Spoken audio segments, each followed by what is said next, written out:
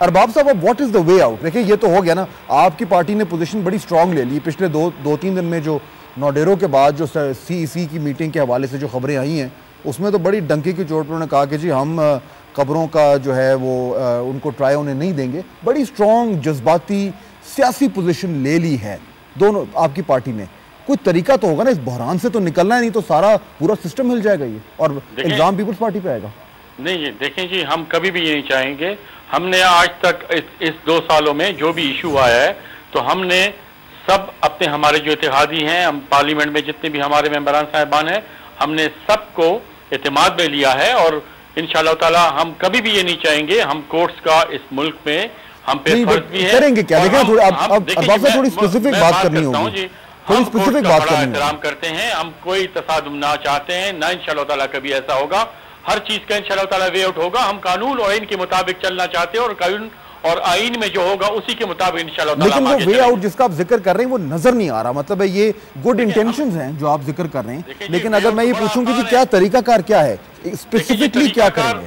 طریقہ کار بڑا آسان ہے میرے خیال میں. آئین موجود ہے، قانون موجود ہے. ہم اگر آئین اور قانون کے مطابق آگے چلے تو میرے خیال میں کسی قسم کا کوئی اور پرابلم ہوگا نہیں. لیکن اس میں جو آرٹیکل 248 کی بلور صاحب ذکر کر رہے تھے، اس کے لیے اگر آپ کو اس میں مسئلہ ہے آپ کی پارٹی کو تو کورٹ جائیں، ان سے کہیں جی اس کی تشریح کر دیں. آپ کی پارٹی کورٹ تو نہیں جا رہی، وہ تو تقریریں کر رہی ہے.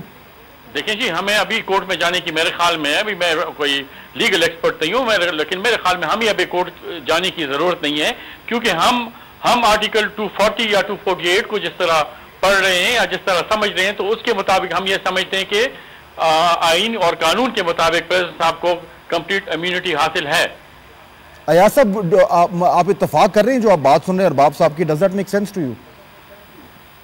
میں بلور صاحب کی بات سے ویسے اتفاق زیادہ کرتا ہوں کہ یہ جو چیلنج ہوا ہے ڈفرینٹ کورٹس میں، اس کا فیصلہ اب آنا بہت ضروری ہو گیا ہے تاکہ یہ انسٹیٹیوشنز کا کلیش نہ ہو اور زیادہ کوئی مسائل نہ پیدا ہوں.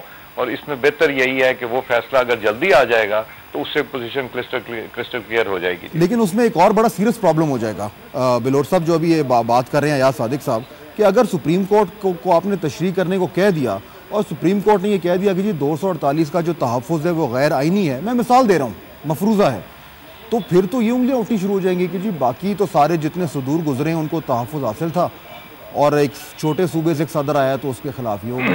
یہ خطرہ تو ہے. یہ میں آپ سے عرض کروں کہ میں نے اسمبلی میں بھی یہ بات کہی تھی کہ پہلے بھٹو صاحب کو پھانسی دے کر اس کی لاش بھجوائی گئی سندھ میں، پھر بے نظیر صاحبہ کو شہید کر کے ان کی لاش بھجوائی گئی لاڑکانہ.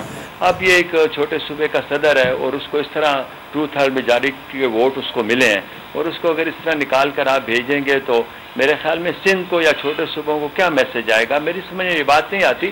بہرحال سپریم کورٹ کا احترام کرتے ہیں، جو وہ فیصلہ کریں گے ہمیں ان کو قبول کرنا پڑے گا. تو ارباب صاحب پھر سپریم کورٹ کیا کرے؟ مطلب ان کے پاس اب کیا آپشن ہے؟ میں اب اس طرف سے دیکھتا ہوں.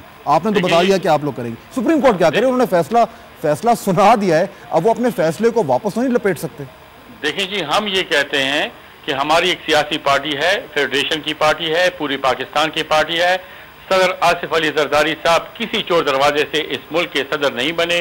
صدر آصف علی زرداری صاحب کو اس ملک کے 18 کروڑ عوام کے جو نمائندے ہیں انہوں نے باقاعدگی سے ان کو ووٹ دیا ہے، اوور میجارٹی سے ان کو الیکٹ کیا ہے اور وہ اس ملک کے لیجٹمیٹ صدر ہیں.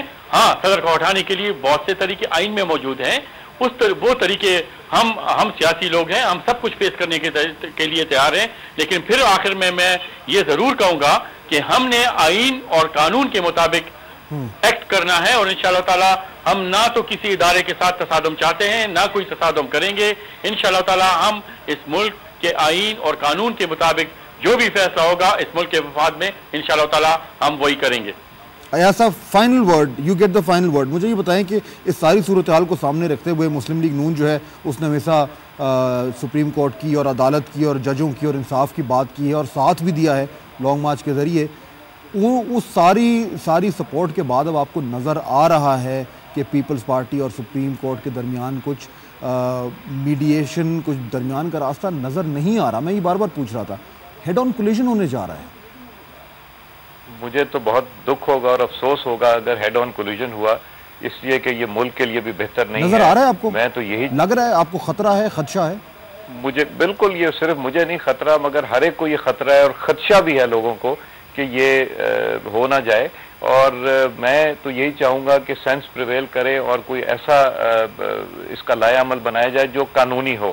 اس میں تو ہمیں صرف وہ دیکھنا پڑے گا کہ قانون اور آئین کیا کہتا ہے اور اس کے مطابق چلنا پڑے گا، اور ہمارے پاس دو راستے نہیں، اور ہر ایک کو ایکسیپٹ کرنا پڑے گا قانون اور آئین کی جو رائے ہے. اور قانون اور آئین جو ہے اس کی تشریح جو ہے وہ ظاہر بات ہے سپریم کورٹ کرتا ہے، اور اگر سپریم کورٹ نے ایسی تشریح کی جو کچھ لوگوں کو پسند نہ آئی تو اس کو جو ہے اس پہ عمل درآمد کرنا پڑے گا. میں وقت ختم ہو گیا. تینوں مہمانوں کا شکریہ ادا کروں گا جنہوں نے ہمیں جوائن کیا اور اہم ملکی معاملات پہ گفتگو ہوئی. فہد حسین کو اجازت دیجیے. اللہ حافظ.